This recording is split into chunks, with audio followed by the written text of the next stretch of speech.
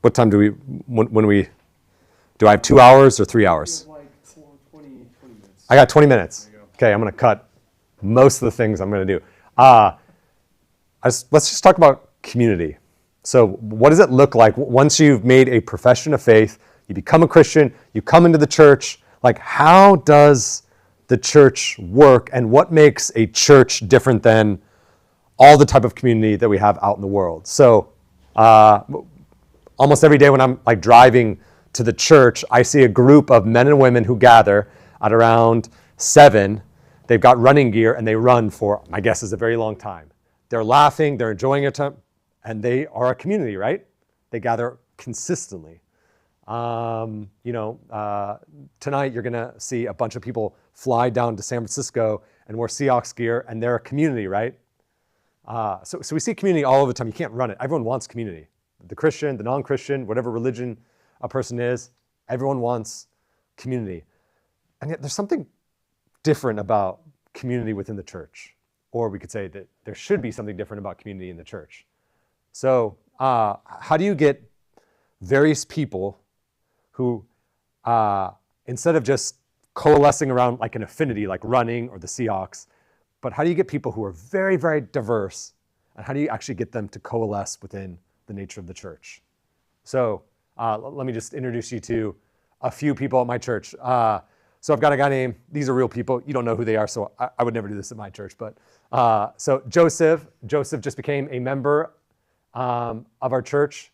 When he was born, the umbilical cord was wrapped around his neck, and he lost oxygen, and so he has some learning disabilities. If you met him, after about 2 minutes, you would know that there was something going on.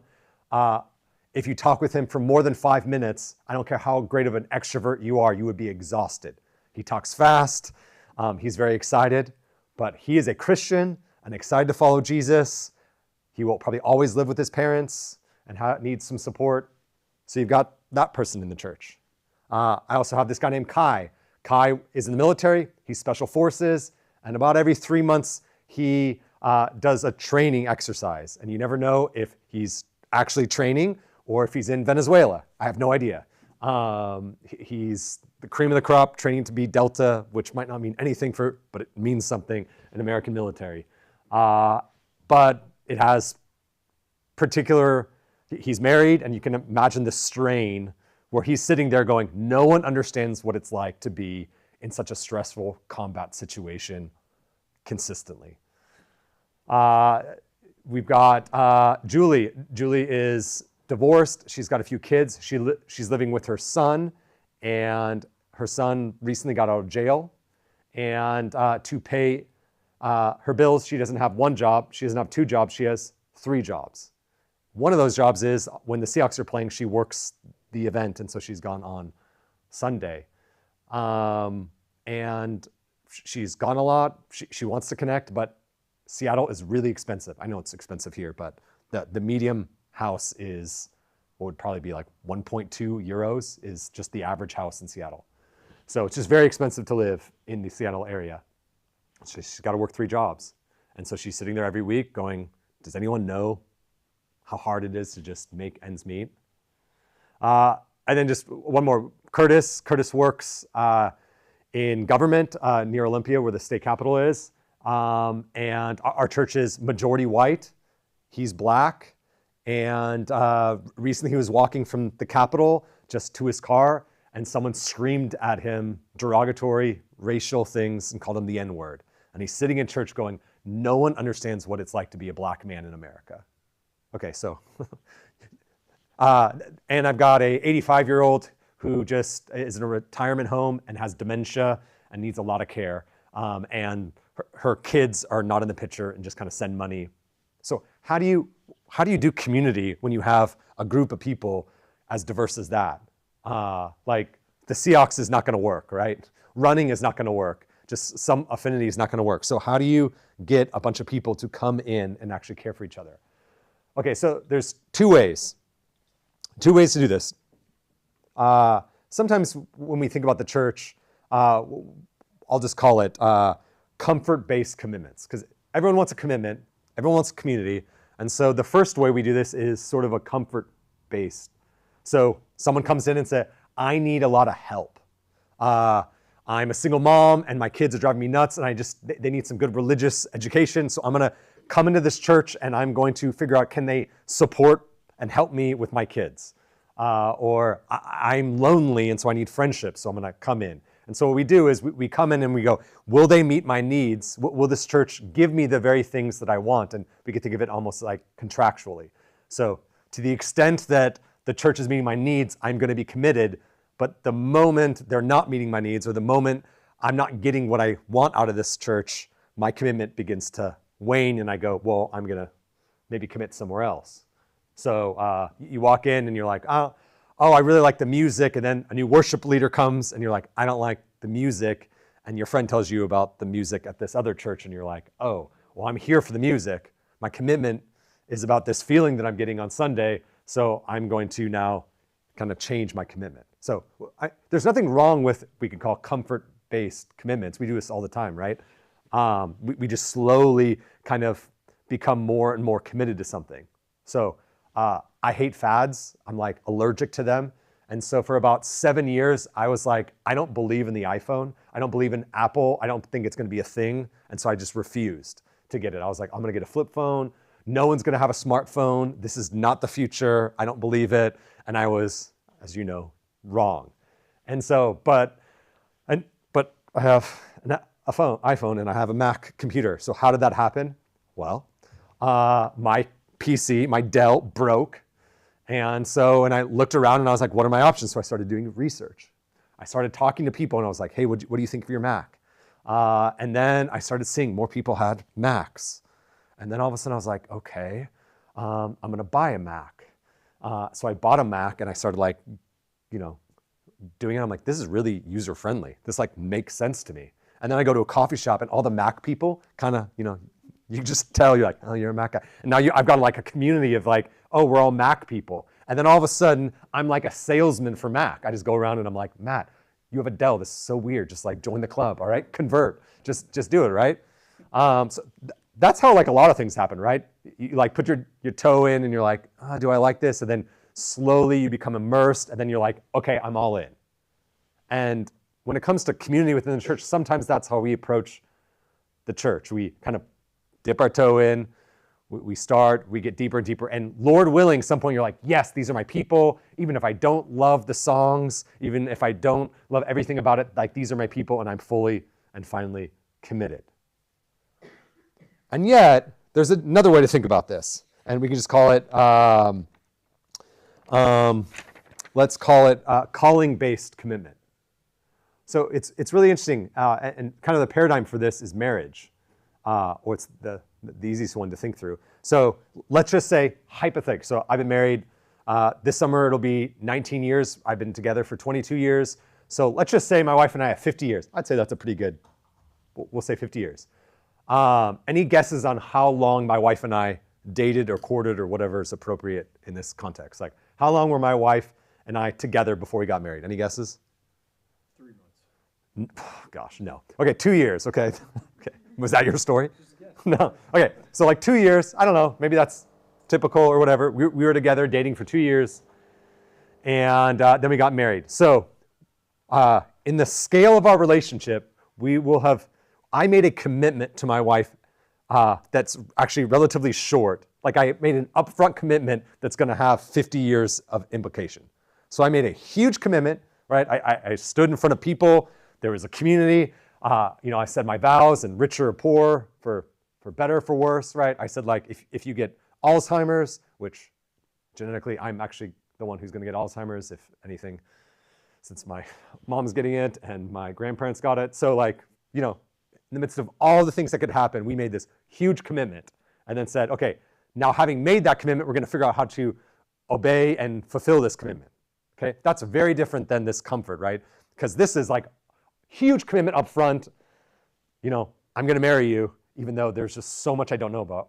I don't know who said it, so I'm stealing this joke, but I legitimately have been married to 3 different women. It's all my wife, but she is before kids, with kids. Now there's this thing called perimenopause. There's just a new woman that I've had to I've met different ones, and it's been great. Different sides, different textures to our relationship, but it was all this upfront commitment, right? I make a commitment, and then we figure out what this looks like. Well, in some ways, that's what joining a church is, right? It's like a huge, I'm going to join this church, and you're like, I don't know all these people. I don't know all the implications of this. I don't know if this person's going to get cancer and lose their job, and I don't know what the financial implication of this community is. I don't know any of those details, but I'm committed to this, even without knowing all these sort of things. I'm making an upfront commitment, and then I'm going to figure out how to do this. That really is, in many ways, what joining a church is. None of us know. I made a commitment. I brought a guy into membership. I hired him as my associate pastor. His son has leukemia, and his wife then got diagnosed with cancer. And so for, about a year and a half after I hired him to be an associate pastor, working almost full time, he took 4 months off to just care for his son. So our entire church and staff had to just eat his job, right? And we just had to do. No one knew that this was going to happen, but I made a commitment to him and his family to say, for richer, for poor, for better, for worse, cancer or no cancer, we would take care of. And so we figured out how to do it. We're like, sorry, church, there's going to be things that the children's ministry is not going to be great for a little bit. Music, because he's great at music, not going to be great for a while. We're just going to figure it out. But we need to care for each other. And so in many ways, joining a church is less like this comfort-based commitment where we just stick our toe in slowly. It actually is much more like a marriage. You make this upfront commitment, and then you discover what all of this means. So let me just point out a few texts and a few implications of what kind of a commitment-based community looks like. Number one, it entails sacrifice. So Romans 12, 13, and 16. Paul writes, contribute to the needs of the saints and seek to show hospitality. Rejoice with those who rejoice. Weep with those who weep. Live in harmony with one another. Okay, so all of this is really difficult. There's a couple in our church, and they cannot have children. And it's very, very hard. And every time someone in the church gets pregnant, and we put a picture up there, and there's a shower, I know that they're dying a little bit inside, because the one thing they want, they just can't have. So what does it mean? Here you got this couple, their first kid, they're all excited. How are they to rejoice in, even though they're sorrowful, they're still called to, hey, I know this is my story, but I want to rejoice with them. I don't want to be like, oh, parenting is not that great. Kids, whatever. We're just going to go to Hawaii instead or whatever. No, they're supposed to go, hey, we're so excited for you. Or you just got a promotion, someone just lost their job. You're all excited, but they're, sad. How do you weep with those who are weeping? Well, you got to know those people. You got to know their story. You have to, in one sense, have that commitment to say, yes, just like in marriage, just like a parent with their child, like I'm committing to this relationship even in the good times and in the bad times. So we rejoice when fellow members get jobs, or we mourn with those who lose their jobs. But the point is that there's a sacrifice, right? We just had huge flooding in our region, and so it's like the elders got together and we're like, okay, what members are losing things, and how do we together figure out how to care for these men and women who have been affected by flooding?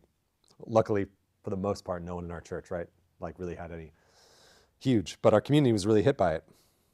So one, this commitment-based community, it's sacrificial. You're gonna sacrifice yourself, your time, your money. But the second one, it has to do with time.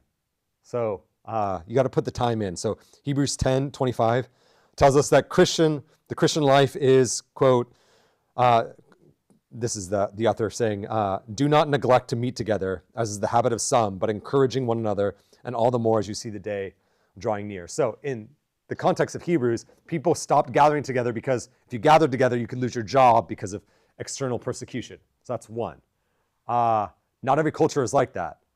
Sometimes it's just like where I'm from, one of the big reasons for why maybe families aren't gathering is because of sports. Because like, hey, your kid's in a travel soccer, and every weekend they've got games or whatever, and so it's like, hey, I can't gather with the church because I got to travel with sports. What is it in Rome? What's one of the barriers to actually gathering together? Oh, It probably isn't no. traffic. Probably strikes, marathons. Yeah. Those are logistical things. But the sports commitments, a lot of jobs take people away for the weekends. It's also a very beautiful place to live, and so Yeah. when you're not working, you have the weekend to go see something. Yeah. But how? I mean, how are you going to know if someone lost their job if you're not hanging out with them, if you're not talking with them, if you're not? How do you know if someone got diagnosed with cancer, or they're caring for an aging parent and they're just exhausted, or their marriage is falling apart, or a child is a prodigal and going around and they're just like, the only way to know these sorts of things is in the context of communication, the context of community, the context of relationship.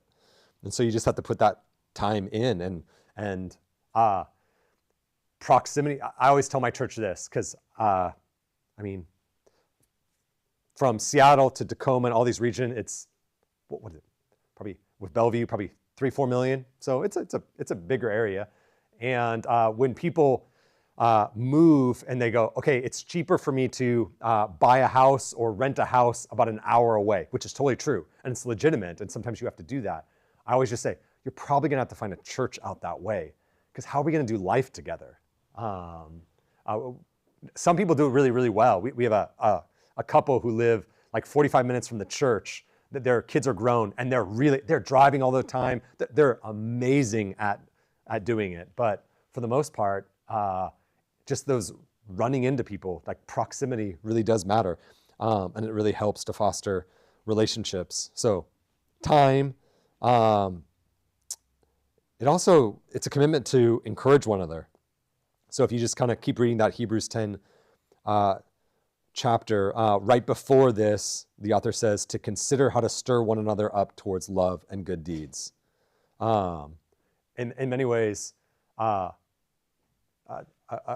healthy Christian church, people walk into church saying, how do I encourage someone? Not how I can be encouraged, but hey, is there someone who's discouraged? Is there someone who's depressed? Is there someone who's having a hard time? How can I be of some encouragement to them? How can I say, I'm praying for you? How can I say, hey, let's go grab coffee. Hey, do you need something? Hey, can I take care of the kids so you can go on a date with your spouse? Whatever it is. But the point is, like, you're looking for not just what I can get out of church. You're looking for how do I actually encourage someone? How do I give my life to someone else? Because, there's nothing like just someone texting you, hey, I'm praying for you. It's just such an encouragement. We have these 5 ladies, all of them are retired, all of them are in their 80s and 90s, and they gather together. I didn't know this at the time. It was like a secret, but they gathered together to have fun. They had tea and coffee, but then they each brought, I think it was like 3 to 5 cards with envelopes, and they all get them out, and they go through the membership directory, and they write a letter of encouragement to someone, and that's what they do. That's their fun that they do. They say, no longer can we, lead the potlucks. No longer can we lead the Bible studies. But guess what we can do? We can gather together and just write some notes and say, hey, it was great to see you on Sunday. Man, you just brought a lot of joy. I love your smile. Whatever it is, I've gotten one of these. And it's like the secret society within the church. I never told them to do it. It's fantastic, right? They're just using their time and energy in order to say, well, one thing we can do is just write letters of encouragement. Man, that's so great. But I'll just point out one more and then make one more comment, and then if you guys have questions, we'll end it there. The other, if you are just a part of a church in a kind of if whatever I get out of it is the most important thing, when conflict happens, and conflict is inevitable with children, any relation, friendship, parent, like conflict is the price of intimacy. When conflict happens, you're going to have a huge temptation to say, it's not worth it, I'm just going to go somewhere else. But sometimes we focus on Matthew 18 and talk about church discipline and just talk about like, oh, all these steps or whatever. But if you just step back and look at it, one thing that Jesus and then Paul, when he talks about it, is clear, is that the church needs to deal with conflict in a healthy way, which doesn't mean that we run from conflict. It means that we engage in conflict and we say, hey, I don't know if you noticed that, but that came across this way. Can we just have this conversation? And if you're not committed, you're not going to have that. Like someone randomly screaming something at me and I'm walking, I'm just like, I'm not going to deal with this, right? I have no relationship with you. I'm just going to let it go and I walk. But if I saw that it was like my son was doing it, I'm like, oh, we're talking about that, right? We're going to have that conversation because, as a father, I'm committed to deal with conflict. If there's conflict within the family, if there's conflict with me and my son, we're going to deal with it because I want to be close. I want to be reconciled. I'm not just going to let it fester. And so one of the amazing things about when you think about it in this commitment, if you just think of it like a marriage is saying, hey, whatever we go through, we're going to get through it. We're going to deal with it. We're going to talk it through. We're going to come up with a solution, and we're committed to not let whatever in life brings us break us apart. That's what a church should be. Like whatever happens, whatever hardship happens, we are going to deal with it. We're going to have the conversation. We're not just going to, like in my family, when there was a problem, we just pretended it didn't exist. We just brushed it under the carpet and just were very, very polite. That's not a helpful thing. I mean, for some things it's helpful to be like, it's not a big deal, just roll it off my back. But much of life, you need to have that hard conversation.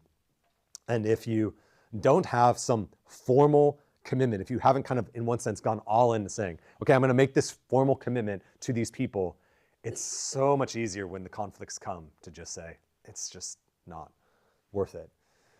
And so there's nothing wrong with, when I come to church, I just want to be clear, I see, because we're by a military base, all the military people just kind of hang out because they all get it, right? Like, I'm guessing Lauren and I could have conversations. We just kind of would get some things because we're pastors. That's natural, okay? Like, we're going to have, like, people, whether it's sex or gender or nationality that we just kind of naturally gravitate to because it's just easier. It just really is easier to just have that communication. But what makes church amazing isn't that we're just pursuing people that are easy for us. It's to say, I don't understand you.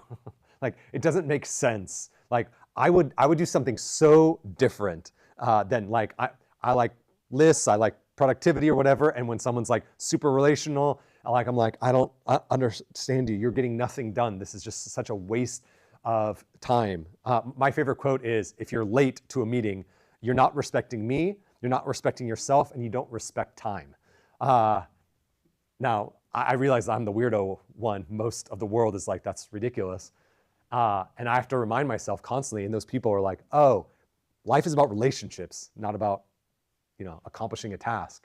And so I'm like, thank you, God, for bringing this person into my life to remind me that though I have some strengths and we can get a lot more done, guess what? I need other people to speak into my life. So that's the beauty of this commitment. It's saying, I don't know who's going to join the church, but for some reason, this person is joining the church. They have something to teach me. They have something to encourage.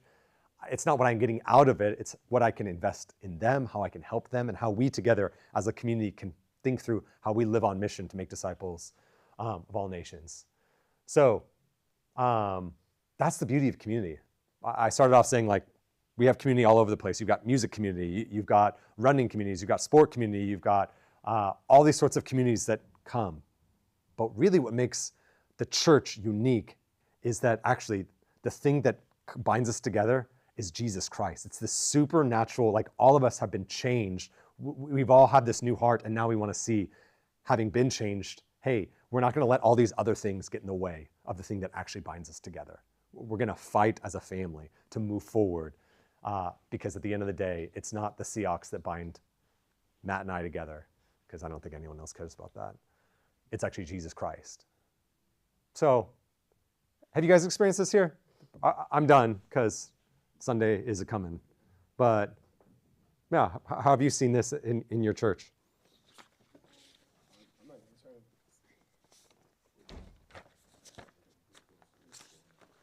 Well, I've seen it in church. Yeah. Many already know me. I'm 100% Italian. raised Catholic, and what I experienced